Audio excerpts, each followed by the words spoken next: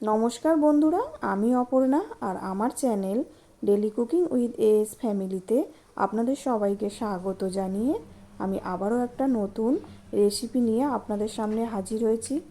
আজকের রেসিপিটি হচ্ছে, আমরা বাইরে যখন মোমো খাই তার সাথে একটা ঝাল ঝাল টকটক ও মিষ্টি একটা চাটনি খেয়ে থাকি।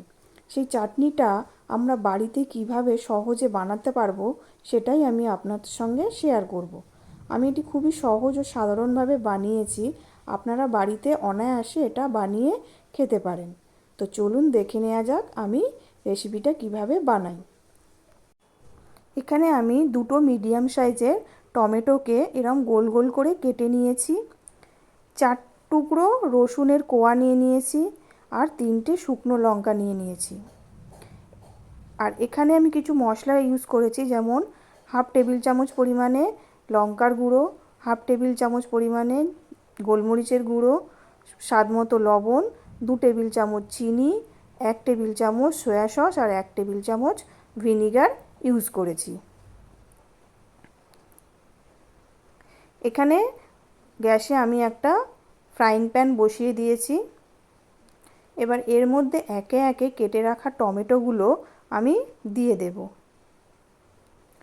আর রসুনের কোয়া আর শুকনো লঙ্কাটাও আমি সাথে সাথে দিয়ে দেব। দিয়ে এগুলোকে আমি ভালো করে ফ্রাই করে নেব। আমি এর মধ্যে কোনো তেল ইউজ করব না, আমি শুকনো খোলায় এগুলোকে ভেজে নেব।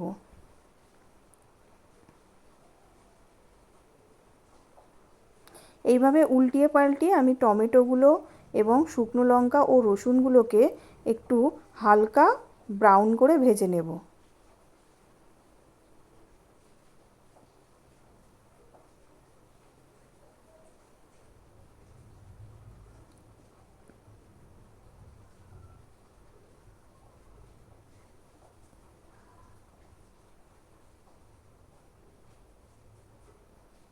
এভাবে প্রায় আমি 2 থেকে 3 মিনিট এগুলোকে এরম উল্টিয়ে পাল্টিয়ে ভেজে নেব। দেখুন, এগুলো আমার সমস্ত ভাজা হয়ে গেছে। টমেটো, রসুন, শুকনো লঙ্কা সমস্ত কিছু আমার এভাবে ভাজা হয়ে গেছে।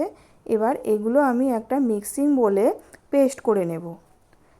সামান্য একটু জল দিয়ে আমি এটাকে মিক্সচারে পেস্ট করে নেব। দেখুন কত সুন্দর পেস্ট হয়ে গেছে।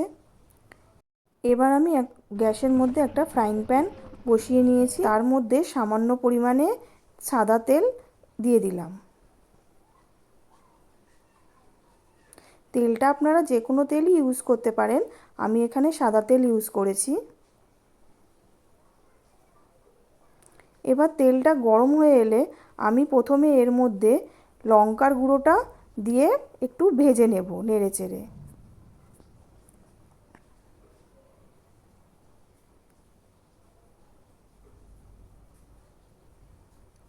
এভাবে 1-2 মিনিট আমি লঙ্কার গুঁড়োটাকে ভেজে নেব।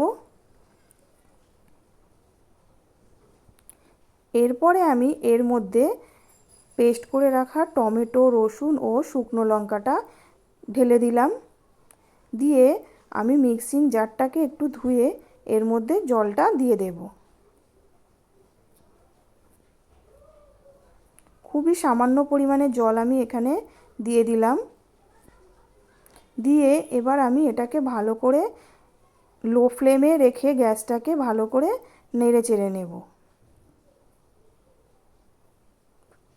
আমি এটা ততক্ষণ পর্যন্ত নাড়তে থাকবো যতক্ষণ না এর মধ্যে যে জলটা আছে এক্সেস, সেই জলটা শুকিয়ে আসে।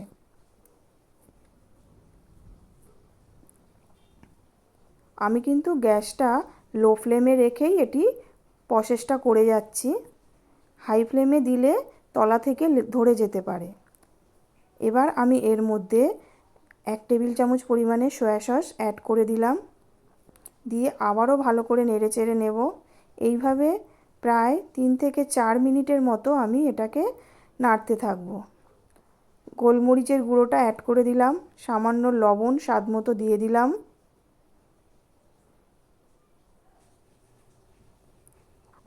এবার চিনিটাও আমি অ্যাড করে দিলাম। দিয়ে আবারও ভালো করে আমি এটা নাড়াচাড়া করব। দেখুন জলটা আমার প্রায় শুকিয়ে এসছে। অনেকটা থিক হয়ে এসছে। এবার আমি এর মধ্যে ভিনিগারটাও অ্যাড করে দিলাম, দিয়ে আবারও আমি এইভাবে নেড়ে চেড়ে নেব।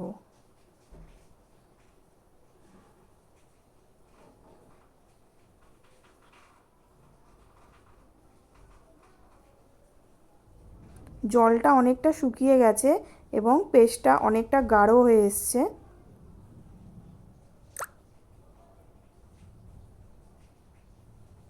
কালারটাও খুবই সুন্দর হয়েছে। দেখুন আমার চাটনিটা রেডি হয়ে গেছে। এইভাবে খুবই সহজে আপনারা বাড়িতে এটা বানিয়ে নিতে পারেন। তো আমার এই রেসিপিটি যদি আপনাদের ভালো লেগে থাকে তাহলে আমার চ্যানেলটিকে একটি লাইক, শেয়ার, কমেন্টের পাশাপাশি সাবস্ক্রাইব করে আমার পাশে থাকার জন্য আপনাদের কাছে অনুরোধ রইল। ভিডিওটি সম্পূর্ণ দেখার জন্য আপনাদের সকলকে অসংখ্য ধন্যবাদ।